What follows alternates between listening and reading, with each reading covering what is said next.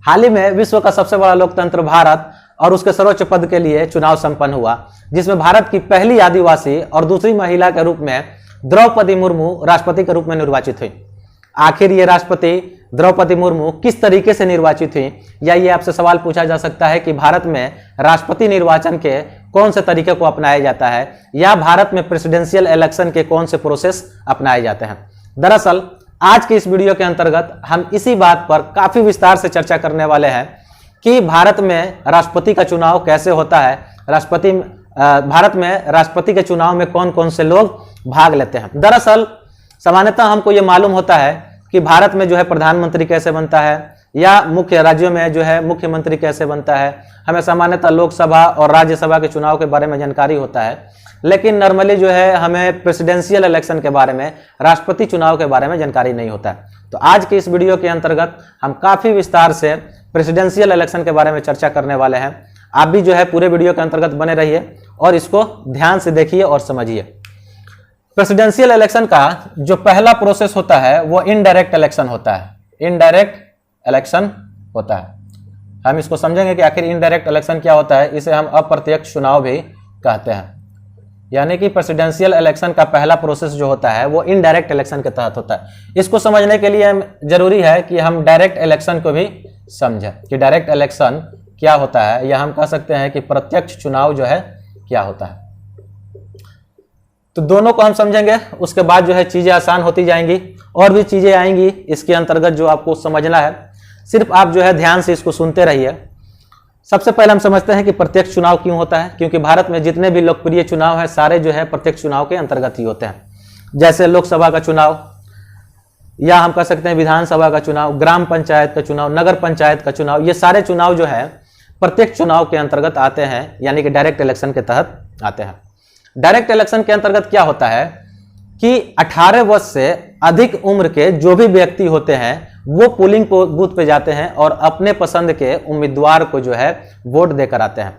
यानी कि क्या होता है कि प्रत्यक्ष चुनाव के अंतर्गत 18 वर्ष से अधिक का हर व्यक्ति जो है अपने पसंद का उम्मीदवार चुन सकता है। लेकिन अप्रत्यक्ष चुनाव के अंतर्गत क्या होता है, इनडायरेक्ट इलेक्शन के अंतर्गत क्या होता है कि यहाँ पे आम जनता जो है चुनाव में भाग नहीं लेती, बल्कि इस आम जनता के बदले में कुछ व्यक्तियों का एक समूह होता है जो उस चुनाव में भाग लेता है, और वही चुनाव जो है इनडायरेक्ट इलेक्शन कहलाता है। जैसे डायरेक्ट इलेक्शन के अंतर्गत हम कह सकते हैं कि लोकसभा का जो इलेक्शन होता है, चुनाव होता है। हम ये भी कह सकते हैं कि विधानसभा का जो चुनाव होता है ये डायरेक्ट इलेक्शन का एग्जाम्पल है। ग्राम पंचायत का चुनाव जो है यह भी डायरेक्ट इलेक्शन के अंतर्गत होता है।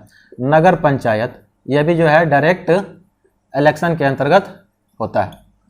इसमें जो है सामान्य जनता भाग लेता है, आम लोग जो है भाग लेते हैं, और 18 वर्ष से अधिक उम्र के हर व्यक्ति जो है इस चुनाव में भाग लेता है और डायरेक्ट जो है अपने प्रतिनिधियों को चुनता है।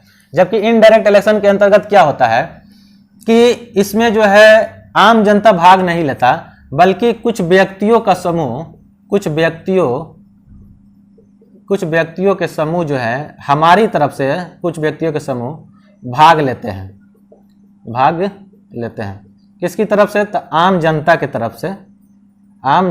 तरफ से कुछ लोग जो होते हैं, बहुत ज्यादा लोग नहीं थे, सारे लोग जो इसमें शामिल नहीं होते, कुछ ही लोग जो होते हैं पूरी जनता के तरफ से क्या करते हैं, चुनाव में शामिल होते हैं और वोट करते हैं। अगर आपसे पूछेगा कोई इनडायरेक्ट इलेक्शन के अंतर्गत कौन कौन से चुनाव आते हैं, तो प्रेसिडेंट का चुनाव जो होता है वह इनडायरेक्ट इलेक्शन के अंतर्गत आता है। और यही चीज जो है हमें समझना है कि आप अब यहां से एक चीज आपको यह भी समझ में आ जाएगा कि आखिर जो है हम राष्ट्रपति के चुनाव में भाग क्यों नहीं लेते हैं। क्योंकि राष्ट्रपति का चुनाव जो है इनडायरेक्ट इलेक्शन के तहत होता है, अप्रत्यक्ष चुनाव के अंतर्गत होता है। इसमें हमारे बदले, आम जनता के बदले कुछ लोगों का एक समूह जो है भाग लेता है, जिसको कुछ व्यक्तियों का जो समूह कहलाता है वो निर्वाचक मंडल कहलाता है, निर्वाचक मंडल या इलेक्टोरल कॉलेज कहलाता है। वो लोग जो है हमारी बदले जो है चुनाव करते हैं, यानी कि वोट देते हैं। इनडायरेक्ट इलेक्शन के तहत प्रेसिडेंट, हम कह सकते हैं वाइस प्रेसिडेंट का चुनाव भी जो होता है इनडायरेक्ट इलेक्शन के तहत होता है। राज्यसभा का जो चुनाव होता है वो भी इनडायरेक्ट इलेक्शन के तहत होता है। और यह भी कहा जा सकता है कि विधान परिषद का जो चुनाव होता है, विधान परिषद का जो चुनाव होता है, यह भी इनडायरेक्ट इलेक्शन के तहत होता है और इसमें सामान्य जनता भाग नहीं लेती है। चुनाव का वह तरीका जो इनडायरेक्ट इलेक्शन के तहत आता है, जिसमें सामान्य जनता भाग नहीं लेती बल्कि उसके बदले कुछ लोग भाग लेते हैं, यानी कि निर्वाचक मंडल भाग लेता है, उसी के अंतर्गत जो है प्रेसिडेंट का चुनाव आता है। इसलिए आप देख पाते होंगे कि राष्ट्रपति का चुनाव होता है, उसमें आम जनता भाग नहीं लेती। प्रेसिडेंशियल इलेक्शन के तहत एक दूसरा प्रोसेस यानी कि प्रोपोर्शनल रिप्रेजेंटेशन सिस्टम को भी शामिल किया जाता है। देखिए, ये छोटी छोटी सी चीजें हैं, इसको समझना पहले जरूरी है। उसके बाद हम ये समझेंगे कि आखिर जो है इस चुनाव में भाग कौन लोग लेते हैं, कौन कौन से लोग जो है भाग लेते हैं और वो उनकी वोटों की संख्या कितनी होती है, उसके बारे में सारा चीज समझेंगे। फिर देखेंगे कि वोट कैसे दिया जाता है, वोट की प्रक्रिया क्या होती है, उन सारी चीजों को समझेंगे। उससे पहले ये छोटी छोटी जो चीजें हैं इस चुनाव के बारे में, इसको समझना जरूरी है, क्योंकि कहीं ना कहीं वो सारी चीजें इन्हीं चीजों से जुड़ी हुई है। तो प्रेसिडेंशियल इलेक्शन के तहत एक दूसरा प्रोसेस जो शामिल किया जाता है या जिसके अंतर्गत इस चुनाव को संपन्न किया जाता है, उसे हम कहते हैं दूसरे प्रोसेस के अंतर्गत प्रोपोर्शनल रिप्रेजेंटेशन सिस्टम। इसे हिंदी में हम कह सकते हैं कि अनुपातिक प्रतिनिधित्व की प्रणाली या व्यवस्था। राष्ट्रपति चुनाव के अंतर्गत एक दूसरी प्रक्रिया के अंतर्गत प्रोपोर्शनल रिप्रेजेंटेशन सिस्टम या अनुपातिक प्रतिनिधित्व प्रणाली को शामिल किया जाता है। यह क्या है, इसको समझने के लिए एक और जो है प्रोसेस है उसको समझते हैं और उसके तहत इसको हम समझ पाएंगे कि एक और प्रोसेस होता है फर्स्ट पास्ट द पोस्ट। ये प्रोसेस जो है ना, ये प्रोसेस अपनाया जाता है डायरेक्ट इलेक्शन के तहत। जब इलेक्शन का प्रोसेस डायरेक्ट होता है, जिसमें जनता प्रत्यक्ष रूप से भाग लेती है, हर वो व्यक्ति जो 18 वर्ष से अधिक का है भाग लेता है, उसमें जो है फर्स्ट पास्ट द पोस्ट की जो है तरीका अपनाया जाता है, प्रक्रिया अपनाया जाता है। और हमको मालूम है कि डायरेक्ट इलेक्शन के तहत यानी कि फर्स्ट पास्ट पोस्ट के तहत कौन कौन से चुनाव होते हैं, तो लोकसभा और हम कह सकते हैं कि विधानसभा, नगर पंचायत और ग्राम पंचायत। शॉर्ट फॉर्म में इसको लिख रहा हूं, इसकी अभी जरूरत है नहीं। तो फर्स्ट पास्ट द पोस्ट के अंतर्गत इलेक्शन जो होता है डायरेक्ट होता है और लोकसभा, विधानसभा, नगर पंचायत और ग्राम पंचायत के चुनाव जो है इसके अंतर्गत आते हैं। दूसरा जो इनडायरेक्ट यानी कि इसके अंतर्गत हमको सबसे पहले ही मालूम है कि प्रेसिडेंशियल इलेक्शन जो है इनडायरेक्ट चुनाव होता है, इनडायरेक्ट इलेक्शन होता है। इसके अंतर्गत जो हम प्रोसेस अपनाते हैं उसे हम प्रोपोर्शनल रिप्रेजेंटेशन सिस्टम कहते हैं। इसको और जो है डीपली से हम समझेंगे। पहले दोनों का थोड़ा थोड़ा अंतर कर लेते हैं कि आखिर दोनों में थोड़ा थोड़ा डिफरेंस क्या है।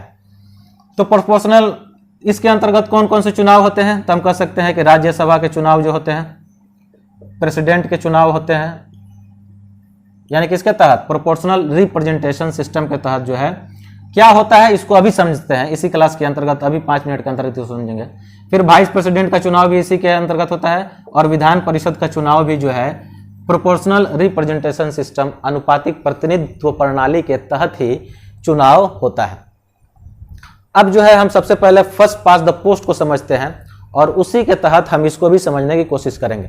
फर्स्ट पास्ट द पोस्ट में क्या होता है कि किसी एक पद के लिए कई उम्मीदवार जो है खड़े होते हैं। जैसे हम मान लेते हैं कि ए एक उम्मीदवार, बी, सी और डी, ये 4 उम्मीदवार जो हैं खड़े हुए। चारों उम्मीदवारों को क्या होता है कि हो सकता है किसी को, या हम देखते हैं कि 20, 25, 30 उम्मीदवार भी खड़े होते हैं। फिर भी हम मान लेते हैं कि एक उम्मीदवार को जो मिला 5% वोट, दूसरे को मिला 20%, तीसरे को मिला 25% और एक को मिला 30% और एक को मिला 1%। फर्स्ट पास्ट द पोस्ट के अंतर्गत क्या होता है, वही उम्मीदवार विजयी होता है या जीतता है जिसका वोट परसेंटेज जो है सबसे ज्यादा होता है। यानी कि हम देख रहे हैं कि यहां जो है डी का वोट परसेंटेज सबसे ज्यादा है। चुनने वाले लोग जो है मात्र 30% लोग ही, अगर 100 लोग हैं तो 100 में से मात्र 30% लोग ही डी को चुने हैं या हम क्या कह सकते हैं कि डी को चुनने के लिए 30% ही लोग वोट दिए हैं और 70% लोग जो है या तो इसको नापसंद किए हैं या वोट नहीं दिए हैं। उसके बावजूद जो उम्मीदवार डी है वो 30% वोट लेकर ही जीत जाता है। अगर मान लेते हैं कि 10, 15, 20 कुछ उम्मीदवार हैं, 20 उम्मीदवार हैं, उसमें से किसी को 5%, किसी को 7%, किसी को 2%, किसी को 1%, किसी को 3%, इस तरीके से करके, और किसी को जो है मात्र 15% भी मिलता है, और 15% जो वोट है इसमें सबसे सर्वाधिक है, यानी किसी को सबसे ज्यादा मिला है, ये 15% वोट वाला व्यक्ति जीत जाएगा। जबकि इसको 85% लोग या तो नापसंद किए हैं या इसको वोट नहीं दिए हैं। इस तरीके से हम देख रहे हैं कि मात्र 15% वोट लेकर कोई उम्मीदवार जो है चुनाव जीत जाता है। ठीक इसके विपरीत है जो प्रोपोर्शनल रिप्रेजेंटेशन सिस्टम है, वो ठीक इसके विपरीत है। इसको हम समझते हैं कि आखिर ये कैसे उससे अलग है, और इसी का प्रयोग जो है, इस्तेमाल जो है, हम प्रेसिडेंशियल इलेक्शन में करते हैं, राष्ट्रपति के चुनाव में करते हैं। सपोज दैट हम मान लेते हैं कि कोई राजनीतिक पार्टी है, और राजनीतिक पार्टी की जो है वो ए है, बी है, सी है, डी है। ठीक है, ए को मिला 10%, बी को मिला 15%, सी को भी मिला 15%, और हो सकता है डी को मिले 60%। तो असल में ये मिला क्या, ये ए को मिला है 10% वोट, और बी को मिला है 15% वोट, सी को मिला है 15% वोट, और डी को मिला है 60% वोट। अगर हम मान लेते हैं कि सीटों की संख्या 100 है, नंबर ऑफ सीट जो है 100 है, तो इसमें से ऐसा नहीं होगा कि इसका 60 है तो सबका सब, यानी कि 100 वोट जो है उसी का मिल गया, क्योंकि सबसे ज्यादा जो है वोट परसेंटेज इसी का आया है।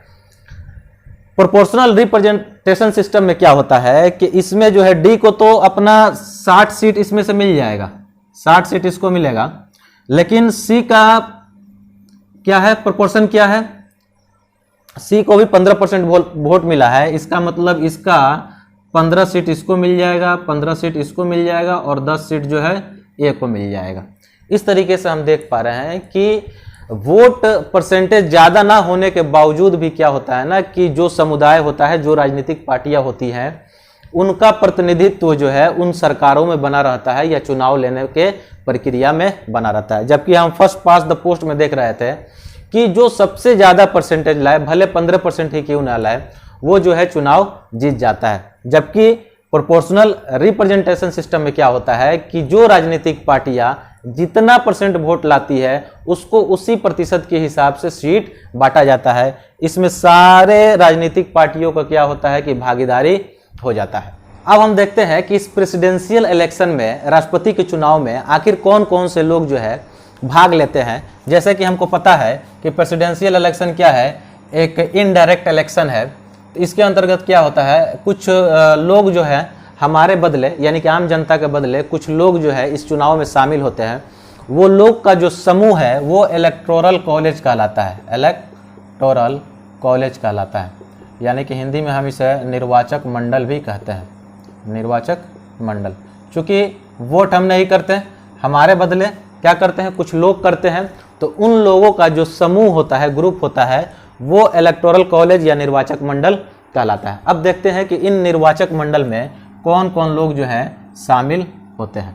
तो सबसे पहले हम कह सकते हैं कि इस निर्वाचक मंडल में सभी राज्यों एवं संघ राज्यों, यानी संघ शासित राज्यों के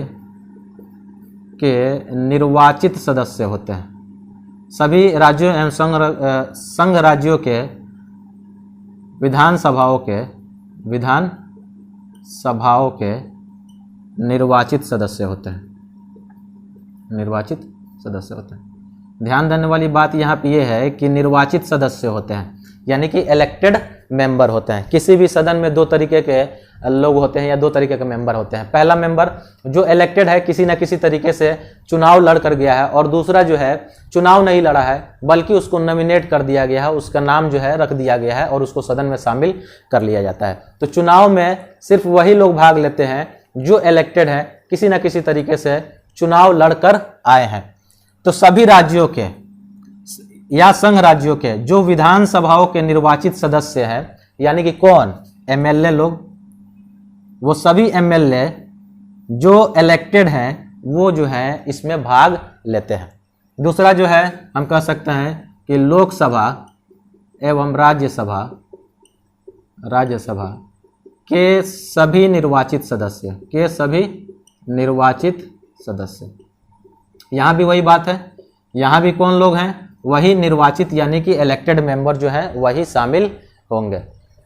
हमको मालूम है कि लोकसभा में क्या होता है कि 2 लोगों को नॉमिनेट किया जा सकता है और राज्यसभा के अंतर्गत क्या किया जाता है कि लगभग 12 लोगों को नॉमिनेट किया जाता है। तो ये 12 लोग राज्यसभा के और 2 लोग जो है लोकसभा के जो नॉमिनेटेड है ये चुनाव में भाग नहीं ले सकते हैं। तो देखते हैं कि लोकसभा और राज्यसभा में क्या होता है। तो लोकसभा में पूरी जो सीट है वो 552 सीट है और राज्यसभा में जो पूरी सीट है वो 250 सीट है। 552 में से सब छांट के लगभग 543 लोग जो है चुनाव में भाग ले सकते हैं। 543 लोग चुनाव में भाग ले सकते हैं और 250 में से लगभग 233 लोग जो है राज्यसभा में चुनाव में भाग ले सकते हैं। इसमें से कुछ लोग ऐसे हैं, कुछ सीट जो है ना इसको एलोकेट नहीं किया गया है वो हट जाता है और जो नॉमिनेटेड पर्सन है वो इसमें से हटा लिए जाते हैं। जैसे 530 सीट जो है राज्यों के लिए रखा गया है और 20 सीट जो है वो संघ शासित राज्यों के लिए रखा गया है। तो 20 सीट जो संघ शासित राज्यों का है उसमें से सिर्फ 13 सीट ही एलोकेट किया गया है, 7 सीट पर चुनाव नहीं होता है। तो 7 सीट वो और 2 सीट जो नॉमिनेटेड होता है उस पर चुनाव नहीं होता है, यानी कि इनको अगर हटा दें तो 543 सीट जो होता है इसी पे चुनाव होता है और इसी के सदस्य होते हैं। ठीक उसी तरीके से 250 में से 12 मेंबर जो होते हैं राज्यसभा में इलेक्टेड होते हैं और उसको अगर हटा दें तो लगभग बच जाता है 238 और 5 सीट जो है अभी तक अलॉट नहीं किया गया, यानी कि उस पर चुनाव नहीं होता, तो उसको भी 5 घटा दे तो मैक्सिमम जो है 233 सीटों पर ही चुनाव होता है। यानी कि कितने लोग जो है चुनाव में भाग लेंगे लोकसभा से, तो 543 और 233 कह सकते हैं कि 776 लोग जो है लोकसभा से यानी कि सांसद से सेंटर के तरफ से भाग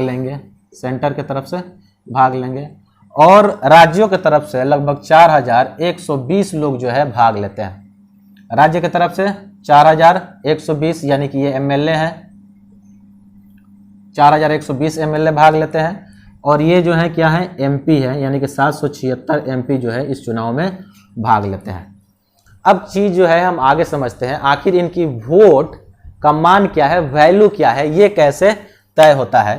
तो 4120 जो एमएलए हैं, 4120 जो एमएलए हैं, इनकी वोट का वैल्यू क्या होता है सबसे पहले ये देखते हैं। उसके बाद हम आगे चलकर देखते हैं कि लगभग ये जो एमपी है, मेंबर ऑफ पार्लियामेंट है, इनके वोट का मान क्या होता है।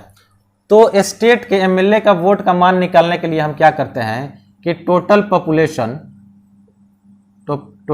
पॉपुलेशन ऑफ द स्टेट, यानी कि उस स्टेट की जो भी पॉपुलेशन है उसमें हम भाग दे देते हैं किससे, तो जितने इलेक्टेड मेंबर होते हैं उस स्टेट के, जितने भी इलेक्टेड मेंबर हैं, इलेक्टेड मेंबर जो हैं, जितने भी विधानसभा के जो निर्वाचित सदस्य होते हैं उनसे हम भाग दे देते हैं। चूंकि संख्या यह बहुत बड़ा आता है इसलिए हम क्या करते हैं कि 100 से 1000 से हम इसमें भाग दे देते हैं। मान लेते हैं कि पूरे स्टेट का पॉपुलेशन 10 लाख दिया हुआ है ना, और इलेक्टेड मेंबर जो है हम मान लेते हैं कि वो 10 है, यानी कि एक ऐसा राज्य है जिसमें पूरा पॉपुलेशन जो है 10 लाख है और उसमें जो मेंबर है, इलेक्टेड मेंबर है विधानसभा के, वो 10 है।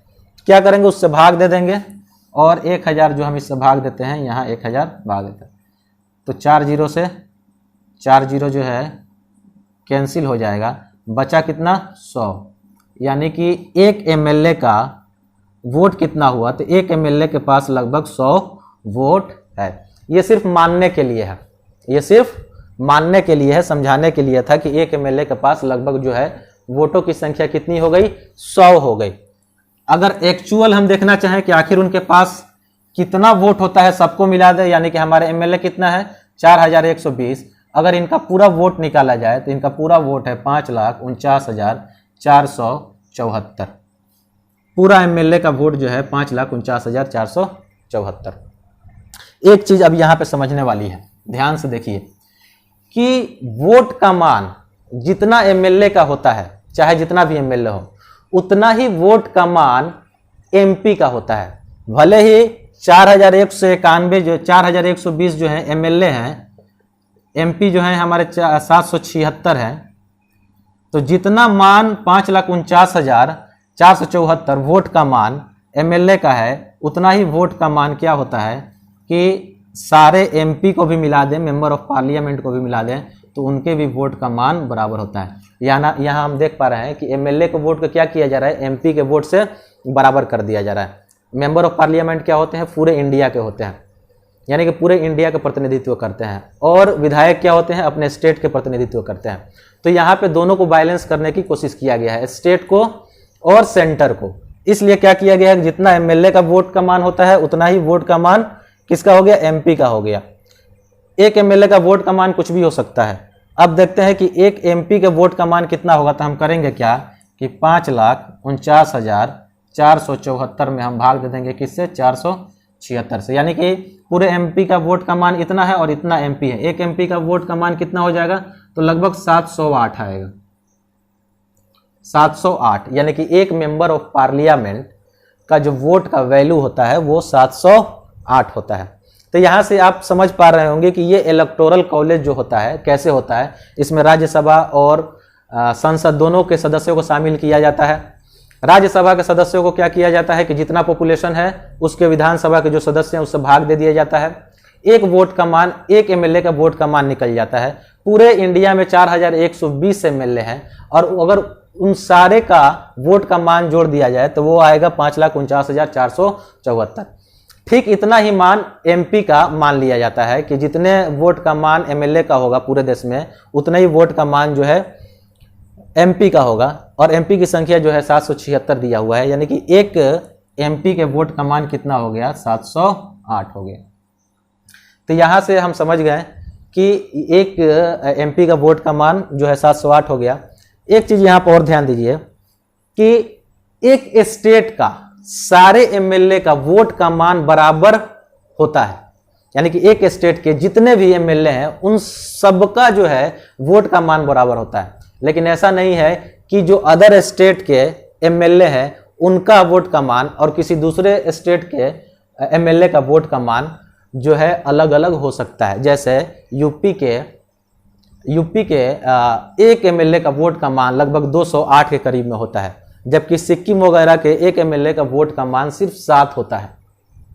तो ये चीजें भी समझना है कि ये डिसाइड बराबर पे नहीं होता है, बल्कि स्टेट का जो पॉपुलेशन है और जो सीट है उसके हिसाब से जो है ये वोट का वैल्यू जो है डिसाइड होता है। तो ध्यान रखना है कि एक स्टेट के सारे एमएलए का वोट जो है बराबर होता है, लेकिन अलग अलग स्टेट के एमएलए का वोट बराबर नहीं होगा। अब प्रेसिडेंशियल इलेक्शन के अंतर्गत हम आज के लास्ट टॉपिक और काउंटिंग को देखते हैं कि आखिर जो है काउंटिंग कैसे होता है, वोट की गणना कैसे होती है। तो जो process first past the post में अपनाया जाता है वो प्रोसेस जो है प्रेसिडेंशियल इलेक्शन में नहीं अपनाया जाता है।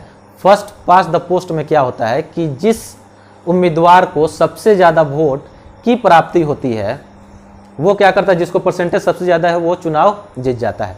लेकिन काउंटिंग में, प्रेसिडेंशियल इलेक्शन में ऐसा नहीं होता है। उसमें जो लोग चुनाव में भाग लेते हैं, यानी कि जिनको वोट देना होता है, उनको एक लिस्ट थमाया जाता है। सपोज दैट मान लेते हैं कि एक लिस्ट, यानी कि चुनाव लड़ने के लिए 4 आदमी जो है उम्मीदवार हैं। प्रेसिडेंट का चुनाव लड़ने के लिए 4 आदमी उम्मीदवार, ए बी सी और डी। इस तरीके के लिस्ट जो है जितने भी एमएलए हैं, 4,120 एमएलए उनको दे दिया जाता है, और 476 जो एमएलए हैं उनको ये लिस्ट दे दिया जाता है और बोला जाता है कि आप इसमें से अपना प्रेफरेंस बताइए कि 1 नंबर पे आप किसको राष्ट्रपति चुनते हैं। चलिए अगर कुछ ऐसा सिचुएशन क्रिएट हो गया तो आपको 2 नंबर पे किसको चुनते हैं, 3 नंबर पे किसको चुनते हैं, 4 नंबर पर किसको चुनते हैं। यदि आप सरकारी नौकरी की तैयारी करते होंगे या नॉर्मली भी आपको पता होगा कि सरकारी नौकरी में क्या होता है ना कि जॉब प्रेफरेंस देना होता है। जब आप फॉर्म भर रहे होते हैं तो आपको बताना होता है कि सबसे पहला जॉब प्रेफरेंस आपका क्या है। आप आईएएस बनना चाहते हैं, हो सकता है कि आप आईएएस के एलिजिबल नहीं है, उतने मार्क्स नहीं आया है, तो तो आपको क्या करना होता है, दूसरा क्राइटेरिया बताना होता है, यानी कि हो सकता है आईपीएस। चलिए आईपीएस भी आपका नहीं हुआ तो आईएफएस, आईएफएस भी नहीं हो तो आईआरएस। इस तरीके से आपको जॉब प्रेफरेंस देना होता है, बताना होता है कि 1 नंबर पे किसको चूज करते हैं, 2 नंबर पे, 3 नंबर पे, 4 नंबर पे, 5 नंबर पे। ठीक उसी तरीके से जब राष्ट्रपति का चुनाव होता है तो जो भी इलेक्टोरल कॉलेज के जो सदस्य होते हैं, मेंबर होते हैं, उनको ऐसे एक पर्चा दिया जाता है और उनसे बोला जाता है कि एक काम कीजिए, आप इसमें अपना प्रेफरेंस डालकर दीजिए।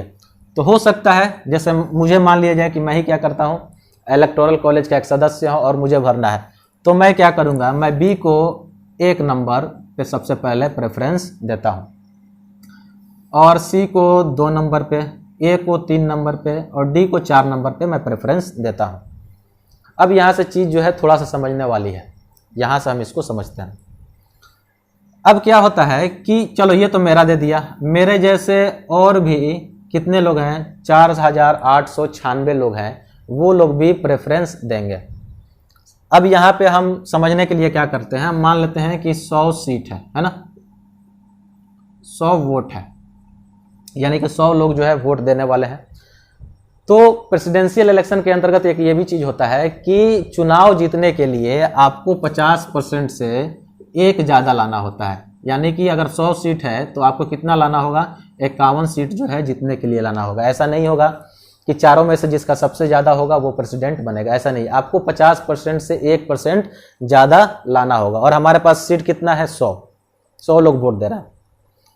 तो अगर हम मान लेते हैं कि बी को क्या किए, 45 लोग अपना पहला प्रेफरेंस चुने, यानी कि बी को 45 लोग जो है अपना पहला प्रेफरेंस चुने, या हम पहले इसको आसान कर देते हैं, बाद में इसको थोड़ा सा मुश्किल करें। पहले क्या किए, 60% लोग जो इसको चुनते हैं, दूसरे को 20%, इसको 10 और इसको 10। यहाँ पे हम देखते हैं कि बी को सीधे साधी क्या होता है कि 60 वोट मिल जाता है, यानी कि 60 सीट इसको मिल गया, जो 50% से ऊपर है, यानी कि बी जो है यहाँ से क्या होता है, प्रेसिडेंट बन जाता है। बी जो है प्रेसिडेंट बन गया क्योंकि उसको 50% से ज़्यादा जो है सीट या वोट जो है उसको मिल गया।